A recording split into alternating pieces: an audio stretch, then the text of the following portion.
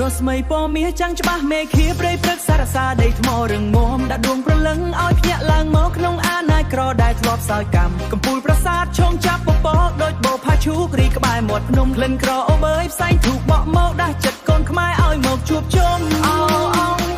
អើយបេះដូងខ្មែរប៉ុន្តែវៈនឹងដីជាដួងប្រលឹងកិត្តិយសកានចាលើចិញ្ចាំចាំច្បាស់រូបរាងទឹកស្រះថ្លាឆ្វេងការពារខេមរាមកទិដ្ឋភាពជាតិវិសុទ្ធថ្លៃថ្លាស្ថិតនៅអមតៈក្រមនៃពណ៌មាសស្ថិតនៅអមតៈក្រមនៃពណ៌មាសក្បាច់ក្បូបចិត្តចង់មិនចេះសាបសូន្យនាគរាយាមផ្លូវក្បែរមាត់ស្ពានហាទឹកមិនតួស័ក្តិសិទ្ធប្រោះព្រំដល់កូនរាល់ក្បាច់ចម្លាក់រៀបរាប់រឿងរ៉ាវសម័យកាលមាសនៃស្ដេចក្រវ៉ាវិជាដូនតាចាលើភ្នំថ្មជាប្រវត្តិសាស្ត្រ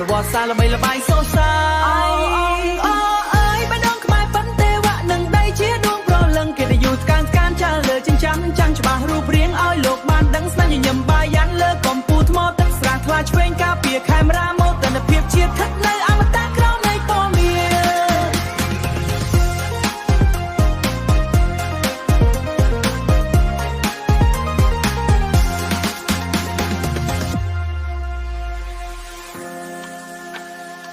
សឆ្លងកាត់គ្រឹះឈើនៃដើមជ្រៃធំស្រមោលអតីតហាំងនៅដើមកម្លាំងបបរងនៅតែរឹងមាំរក្សាស្នាដៃឲ្យនៅគង់វង្ស